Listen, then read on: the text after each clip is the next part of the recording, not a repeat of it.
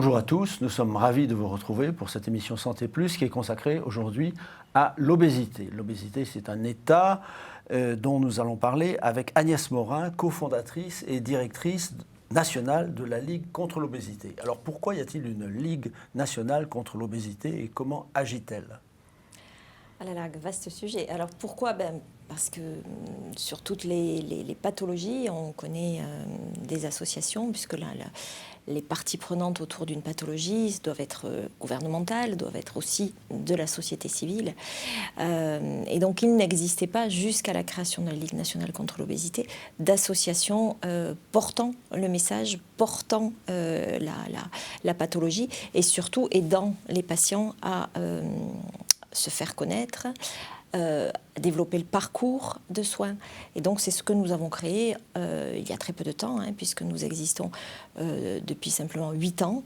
La Ligue contre le cancer existe depuis plus de 100 ans, comme vous le savez, et donc il y a vraiment un long chemin à parcourir sur cette pathologie qui atteint 8,5 millions de nos compatriotes. 8,5 millions de Français sont atteints d'obésité, et malgré ce, aujourd'hui, le tissu associatif est assez pauvre. Et quand parle-t-on d'obésité, on parle couramment d'un indice de masse corporelle, le fameux IMC, au-delà de 30. Est-ce que cet indice, je rappelle qu'on parle la taille et le poids, enfin c'est une proportion, voilà exactement. Est-ce que c'est l'indicateur qui est le plus pertinent pour parler d'obésité ? C'est l'indicateur le plus simple. C'est pour ça que c'est celui-ci qui est utilisé de façon très régulière. Et effectivement, nous sommes en surpoids entre 25 et 30 d'IMC. Et à partir de 30, nous sommes en obésité. Et ensuite, il y a 3 phases d'obésité, de 30 à 35, de 35 à 40, etc. Et pour répondre à votre question sur l'intérêt de l'IMC, c'est qu'il est facile à calculer. En revanche, il n'est pas suffisant. Bien souvent, on peut avoir un indice de masse corporelle élevé et être très musclé, par exemple. Un sportif de haut niveau aura une masse musculaire très importante qui lui fera progresser son IMC, et malgré ce, il ne sera peut-être pas en obésité. Donc, il est important d'aller au-delà de l'indice de masse corporelle, de l'IMC, et de calculer le tour de taille, par exemple, qui est aussi très facile à calculer. Et puis, pour faire des examens plus poussés, de calculer avec des balances à impédance-métrie la composition de son corps. Est-ce que notre corps est composé à quel pourcentage de masse graisseuse, d'eau, de muscles, d'os ? Et donc ça peut se calculer.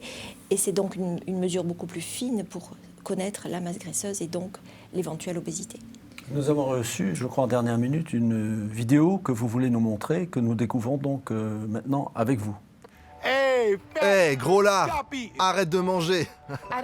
Je veux pas juger, mais quand tu te rends compte que tu deviens de plus en plus gros, il y a peut-être un moment où tu te dis qu'il faut que tu te prennes en main. C'est une question d'état d'esprit. Si tu as le bon état d'esprit, tout est possible. Fais du sport. Moi, par exemple, je fais de la Zumba. Je sais, c'est pas politiquement correct, mais... Assume tes responsabilités. Ils sont pas plus moches que les autres, mais... Tout le monde a 20 minutes pour faire quelque chose. Mange pas un burger tous les jours. Enfin, je sais pas, moi. T'as qu'à arrêter de manger. C'est aussi simple que ça.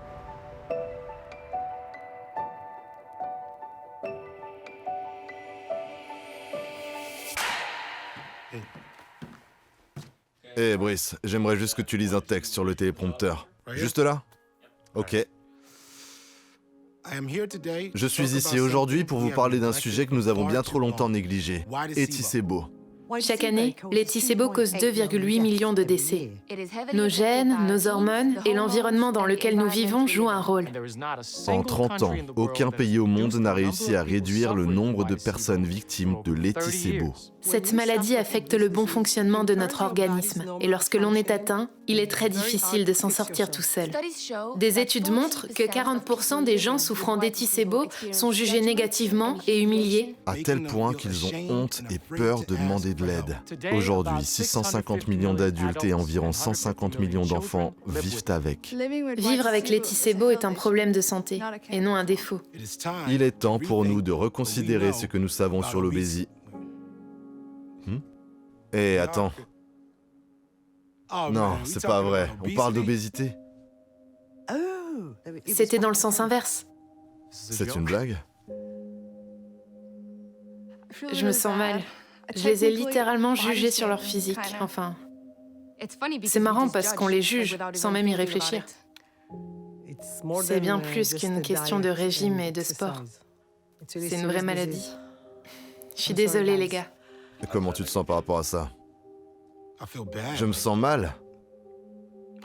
Je veux dire en fait que je fais partie du problème. Ils sont malades, ils souffrent, et moi je me moque d'eux. Je leur dis d'arrêter d'être feignants, même à mon propre frère.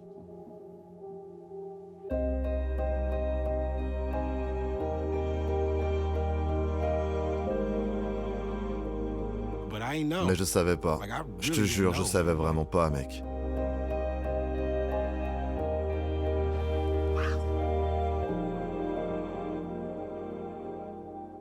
Je pense qu'il est peut-être important de repenser la façon dont nous pouvons aider les gens. Agnès Morin, on le voit, hein, donc l'obésité est complètement stigmatisée et donc c'est une espèce de grossophobie. Les gens n'aiment pas les gros. Enfin, c'est un peu. Donc vous luttez contre ça. Et comment on peut faire concrètement pour que les gens prennent conscience, comme là, effectivement, c'est un petit exercice assez édifiant et pour que les gens prennent conscience du regard négatif qu'ils peuvent porter sur les gens qui sont obèses. Alors il faut essayer de changer ce regard, effectivement. Il faut, je pense, à partir de maintenant, non plus réfléchir en comment on peut faire pour maigrir et quelles sont les solutions pour arriver à se soigner, mais pourquoi on est malade et pourquoi les gens sont malades, c'est-à-dire quelles sont les causes réelles de cette maladie. Et c'est tout le challenge qui s'adresse à nous maintenant, c'est qu'on n'a jamais réfléchi en termes de causes, de diagnostic, de dépistage. Tout de suite, on a essayé de soigner. Tout de suite, on essaie de trouver la solution, le régime, l'activité physique, l'environnement psychologique. Mais ce ne sont pas des causes, ça. Ce sont des traitements. Et communiquons maintenant sur les causes, y compris les professionnels de santé qui ne sont pas formés, hein, on en a longuement parlé déjà ce matin. Les professionnels de santé n'ont aucune formation à cette pathologie. Lorsqu'ils ont de très longues études médicales, hein, qui durent 8 ans, 9 ans, ils n'abordent pas la pathologie obésité. Ils abordent l'obésité par le biais de la nutrition et de l'activité physique, et donc par le soin.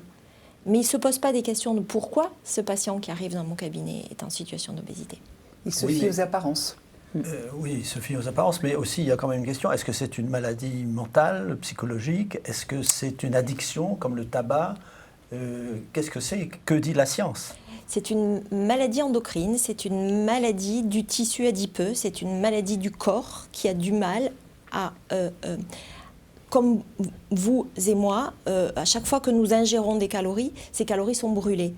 Et donc ce n'est pas le cas dans les personnes qui souffrent de cette maladie. Elles ont du mal à transformer la calorie en différentes choses. Et donc, elles conservent, elles le gardent. Alors, pour des tas de raisons, je ne suis pas médecin, je ne vous expliquerai pas la maladie elle-même. Mais on sait aujourd'hui pourquoi les patients qui souffrent de cette maladie ne maigrissent pas. On connaît les raisons et on connaît surtout toutes les causes qui leur font prendre du poids. Et ça n'est pas connu aujourd'hui, ça n'est pas développé. Oui, mais dans votre explication, il manque quand même aussi une compréhension du phénomène sur la durée, parce qu'il y a de plus en plus de personnes qui sont atteintes d'obésité, par exemple entre, disons, je sais pas, il y a 30 ans, proportionnellement à la population.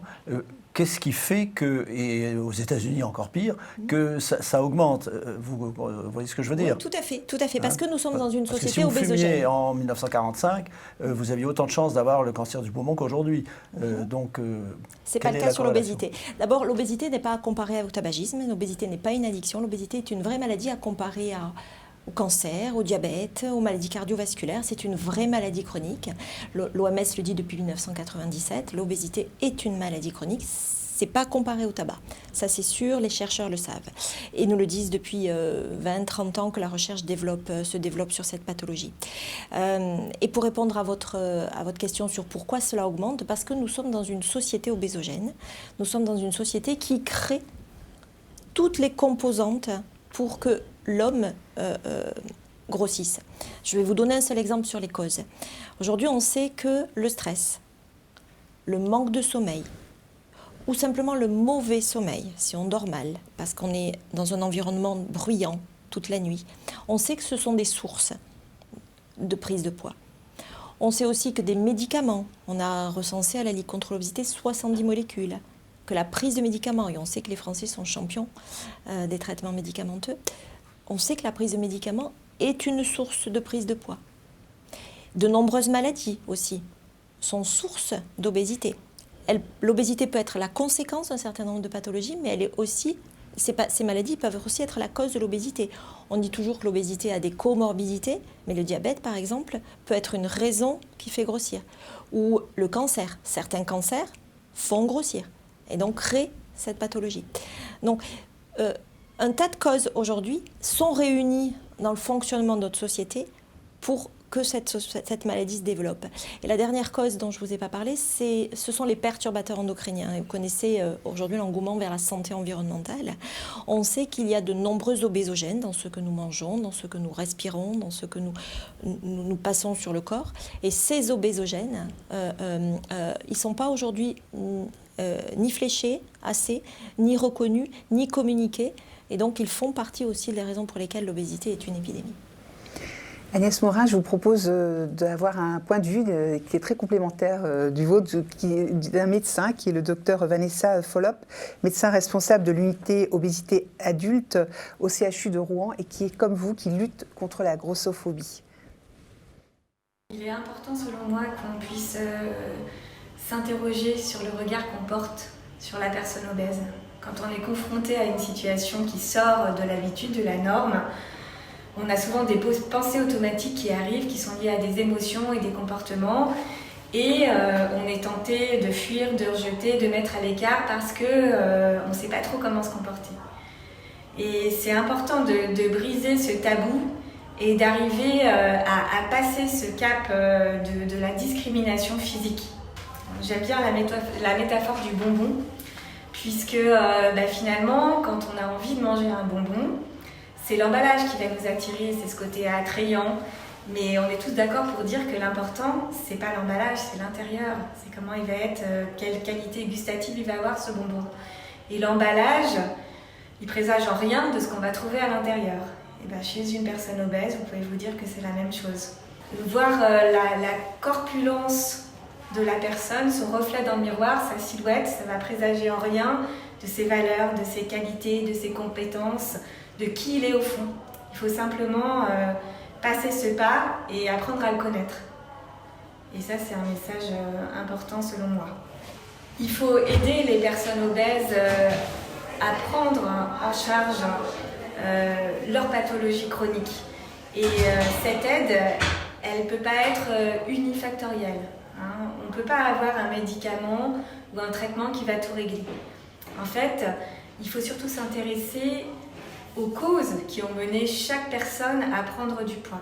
Et donc faire une enquête très minutieuse sur tous les événements de vie, tout ce qui s'est passé, tout ce qu'ils ont déjà essayé comme traitement, comme régime, tout ce qu'ils ont fait pour pouvoir mettre le doigt sur ce qui les a amenés à grossir et les aider ensuite à accéder à une perte de poids jusqu'à parvenir à leur poids d'équilibre, c'est-à-dire le poids où finalement on se met à manger équilibré, à bouger, et c'est un poids qui va rester ensuite stable. Agnès Morin, de quelles solutions disposez-vous maintenant alors pour lutter contre l'obésité ? Alors, des solutions, comme vient de le dire le docteur Follop, il n'y en a pas une, il y en a beaucoup. Mais le principal. Et ce qui est important, c'est de diagnostiquer. Comme le docteur vient de le dire, il y a plusieurs obésités, il n'y a pas une seule obésité. Et d'ailleurs, l'obésité, c'est différent du surpoids. Vous allez faire quelques repas copieux à Noël, vous allez prendre 2-3 kilos, vous pourrez les perdre. Vous n'êtes pas malade d'obésité. Une personne qui souffrira de cette maladie, elle ne pourra pas perdre ces kilos. Parce que son corps se battra contre cette perte. Et donc aujourd'hui, il est important de comprendre ça et de diagnostiquer réellement, de dépister pourquoi la personne a grossi. Ça, c'est fondamental. Et à partir de là, d'adapter une prise en charge pluridisciplinaire, comme le dit le docteur Follop, et d'accompagner la personne, et surtout pas de l'accompagner vers le poids qu'elle rêverait peut-être d'avoir ou le poids qui peut être le vôtre. Mais une petite perte de poids suffira pour qu'il n'y ait pas d'autres pathologies qui viennent s'insérer dans celle-ci et qui rendent la personne encore plus malade que ce qu'elle ne pourrait l'être. C'est-à-dire pas de régime? Surtout pas de régime. Nous avons mis en place au niveau de la Ligue une ligne d'écoute, donc qui est la seule ligne d'écoute dédiée à l'obésité en France aujourd'hui. Et nombreuses sont les patientes ou les patients qui nous appellent et qui pèsent 100, peut-être 200 kilos et qui ont fait 10, 20 régimes qui les ont amenés à cet état. Justement, vous, en tant que directrice générale nationale de la Ligue contre l'obésité, vous avez mis en place un outil de diagnostic, des consultations diagnostiques. Vous disiez que c'était fondamental, mais en quoi ça consiste? Comment on peut diagnostiquer? C'est pas seulement le fait, effectivement, vous disiez l'IMC, c'est quelque chose de global, c'est des comorbidités. Pourquoi il faut diagnostiquer cette maladie-là et comment vous faites? Alors, ce qui est important, effectivement, c'est qu'aujourd'hui, la prise en charge médicale n'est pas aboutie. Il n'y a pas de spécialité. Vous connaissez les cancérologues, vous connaissez les diabétologues, il n'y a pas d'obésitologue. Et pourtant, ça devrait être la première porte d'entrée de la médecine de ville, puisque le système de soins français est organisé ainsi. On va voir son médecin généraliste. Et il n'y a pas de spécialité obésitologie qui a une vision globale des causes et qui pourrait orienter derrière toute une série de diagnostics vers des spécialistes pour pouvoir, donc avec l'équipe pluridisciplinaire, affiner le diagnostic et éventuellement traiter derrière. Aujourd'hui, on traite directement. On envoie sur l'activité physique, on envoie sur la régulation de l'alimentation, mais on ne cherche pas pourquoi. Et vous comprenez bien que si une personne a une apnée du sommeil et qui depuis des années dort mal, elle va prendre du poids et prendre du poids et prendre du poids. Et si cette apnée du sommeil, elle n'est pas traitée, on peut bien rééquilibrer l'alimentation, on peut très bien faire du sport et on continuera à grossir. Il y a aussi la stigmatisation, parce qu'on l'a vu tout à l'heure, le fait d'être tout le temps montré du doigt et d'être... les gens disent c'est de sa faute, il est gros, il est... Tout ça, je suppose que c'est un espèce de cercle vicieux qui fait que les personnes se sentent moins sûres d'elles et prennent du poids, peut-être mangent plus pour compenser. Tout à fait. Toute la dimension psychologique. Alors, il y a plusieurs effets à cette discrimination. Effectivement, il y a un effet psychologique important. Les personnes se sentent rejetées, s'enferment. Ne vont plus se faire soigner, puisqu'on parlait de grossophobie médicale, et effectivement, elles ont toujours très peur, bien souvent peur d'aller consulter, peur du regard du professionnel de santé. Et puis, elles s'isolent. On va pas au restaurant, on ne peut pas s'asseoir sur la chaise, on ne va pas au théâtre, on n'arrive pas à rentrer non plus sur la chaise, on a du mal à prendre les transports en commun.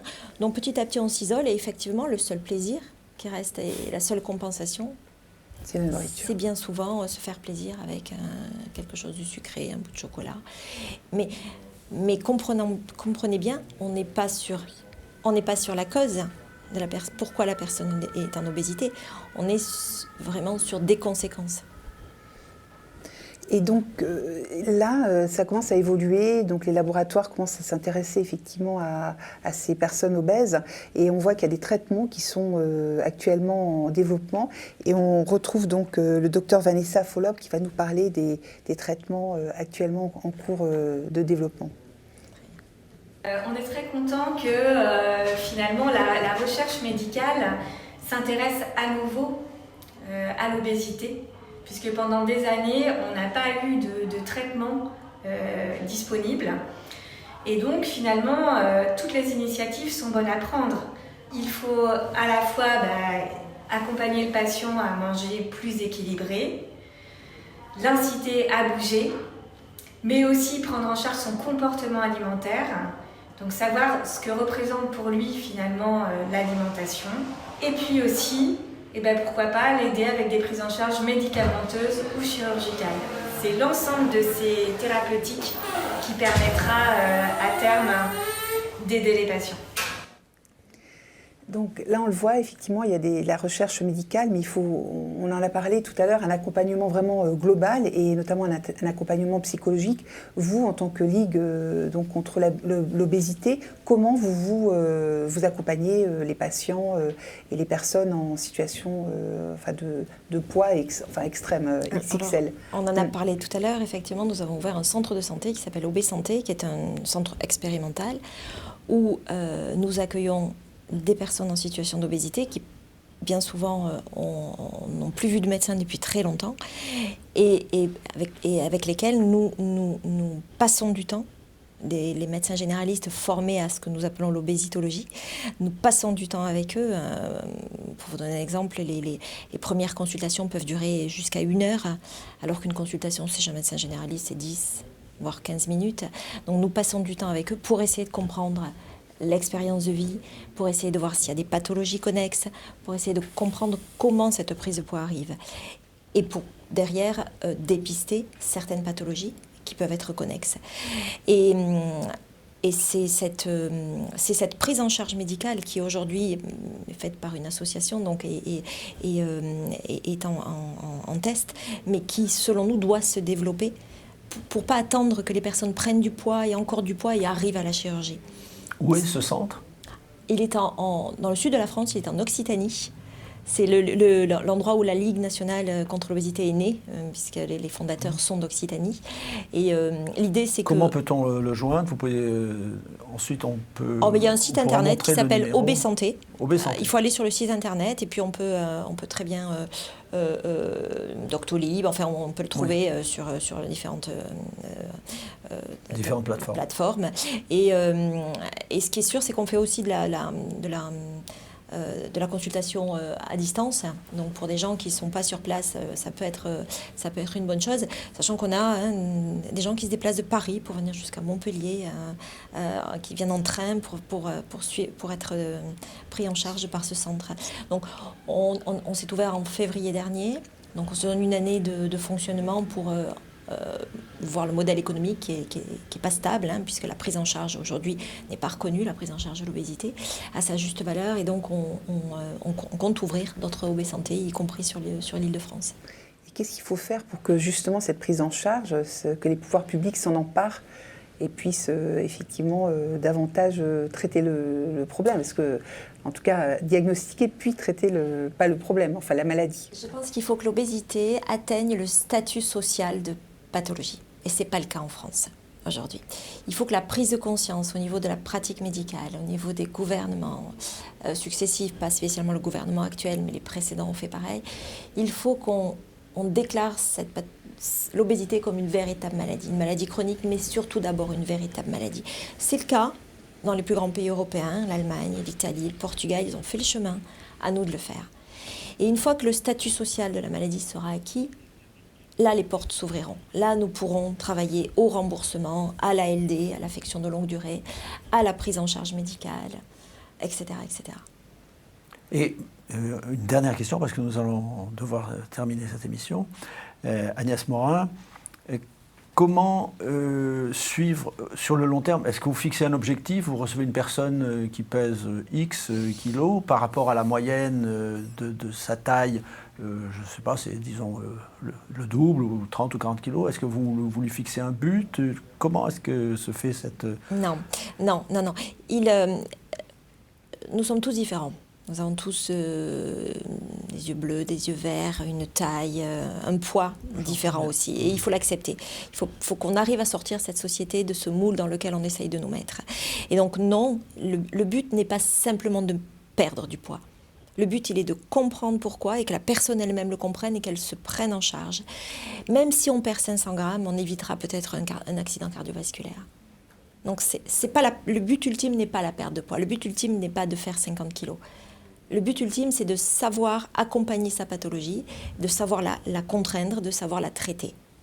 Et prendre soin de soi. Et prendre soin de soi aussi. Parce que l'obésité entraîne, si je ne me trompe, un certain nombre de maladies qui sont provoquées par l'excès de poids. Comme je vous dis tout à l'heure, l'obésité fait partie des maladies chroniques. Et les maladies chroniques, effectivement, sont des comorbidités. Donc, l'obésité peut être la cause d'un certain nombre de maladies, Mais ces maladies peuvent aussi être la cause de l'obésité. Donc c'est pas sens unique.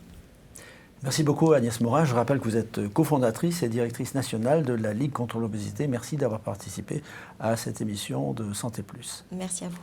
Merci d'avoir suivi cette émission et à bientôt.